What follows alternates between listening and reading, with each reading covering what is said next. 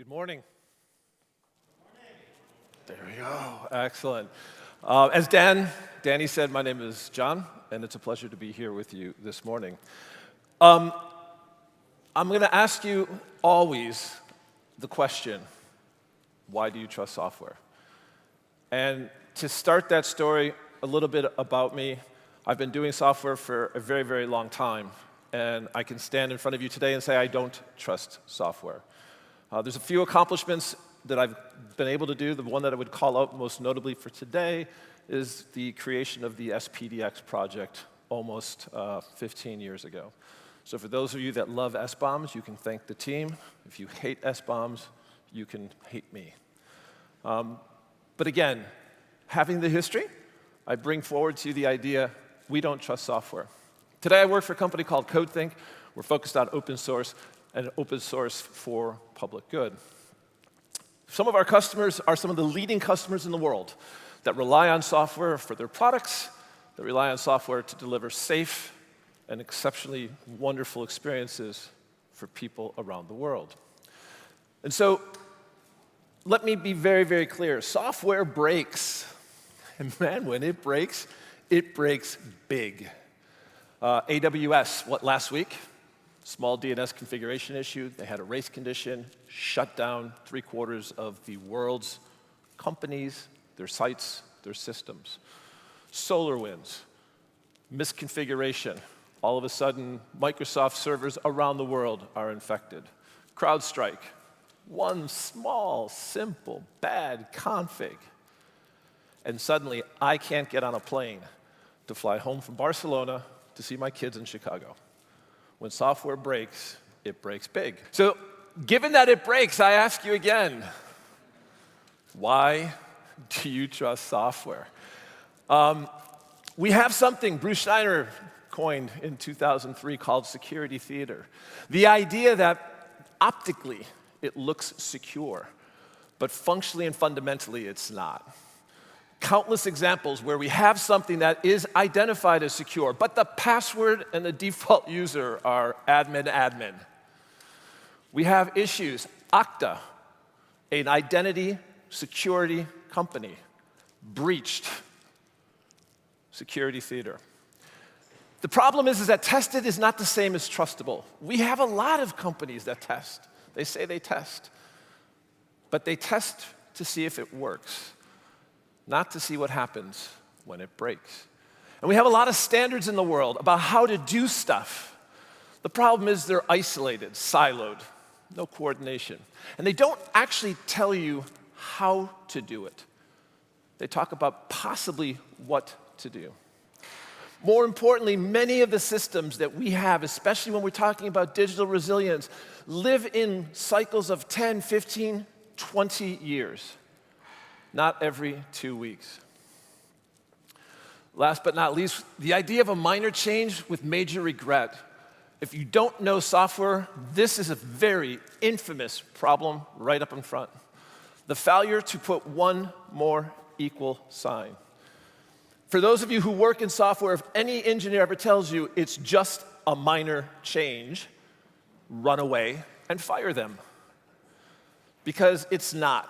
What that represents is a failure to understand the complexity of the system in which they're working. Example, Knight Capital made a small, minor change, and in 45 minutes lost over $400 million on a trading system. Minor change, failure to recognize. We have what we call a trust gap, where, provocatively I'll say, software lost its soul. We built our digital world on speed and features, not trust and resilience. We incentivized engineers to move fast and break things. We built a world that literally can fall apart with one misplaced equal sign. And customers, consumers, citizens, courts around the world are beginning to demand accountability that we, as a profession, cannot give yet. It is estimated over the last 30 years that we are somewhere in the realm of $10 to $19 trillion of total loss, economic productivity, life, trillions of dollars. So again, I stand before you and ask, why do you trust software? I don't. But we need to have it. It is part of our modern day. And so here in front of you today, I talk to you about what CodeThink's been doing on this journey starting in 2016 when asked by Bosch, a leading automotive tier 1 German company, can we use open source in safety critical context? That journey, 10 years in the making, has now resulted in something we call the Eclipse Trustable Software Framework. It's a structured path to building, delivering, and maintaining trustable software. It's built around 6 tenets: provenance, know what you build; construction, build it reproducibly; changes, be able to make changes confidently over time; expectations, be able to prove that it does what it's supposed to do and prove that it doesn't do what it's not supposed to do. Show all of this with results, wrap it nicely in a CI/CD, and put the human touch on it with our confidence that we will bring no harm to people or society.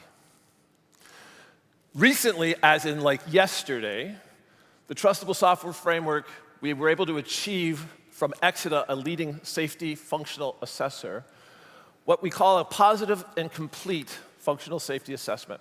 Quickly draw your attention to the highlighted greens. Basically, it says if you follow Trustable, you exceed the rigor and the expectations established by the IEC 61508 at SIL 3. SIL 3 basically is any kind of system other than a nuclear reactor. Furthermore, it goes on to say if you use TSF, you are confident to be able to achieve certification for the products that you choose to build and deliver in accordance with the TSF. Part of what the TSF does, though, is it also has this concept of scoring, the idea of what we just talked about, the results, expectations of these nodes in a graph. And so for those of you who are familiar with FICO or credit, very similar. It's a credit score for software. To be able to gauge and understand what's going on in that which we are building and delivering. And because of that, we actually now have the ability for the first time to start comparing, to start actually identifying risk. More importantly, to start potentially underwriting that risk, and thus beginning to ensure the products that we deliver to the world are in fact trustable and do in fact work for digital resilience. Now, this is not fantasy.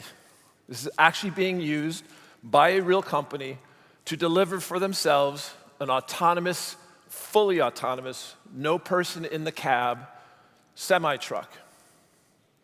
They are using the TSF. They are using the TSF and Control OS, a Linux distribution that CodeThink has put together and is building and delivering using the TSF to build and architect a completely safe, trustable system.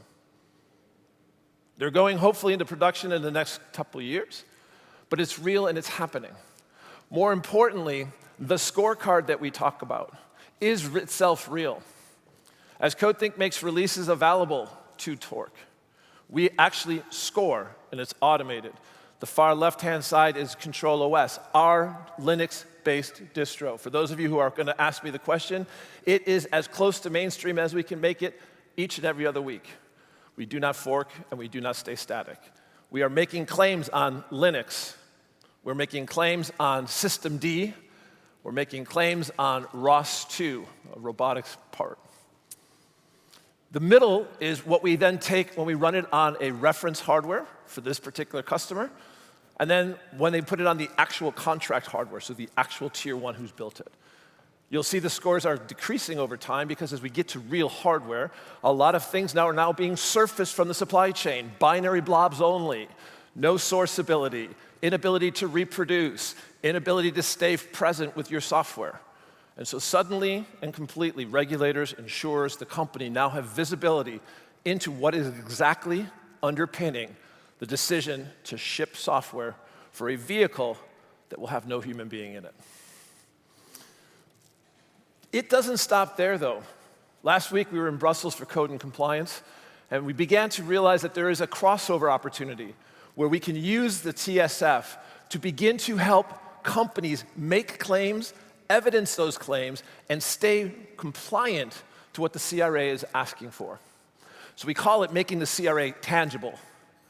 And what that means is this is how you do, or what we're suggesting is how you do software that is itself compliant with the CRA. We do not propose that we are 100% right. We think we are more right than wrong, but we do, in fact, want more people to come. So please, come join us.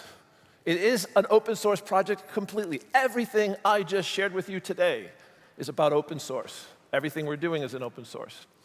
Now, the stuff that Torque's doing is proprietary, but everything that we're doing is in open, and we welcome you to come join us and welcome you to come work with us, challenge us, and participate in building trustable software. Because at the end of the day, we don't need perfect software. We just need trustable software. Thank you very much.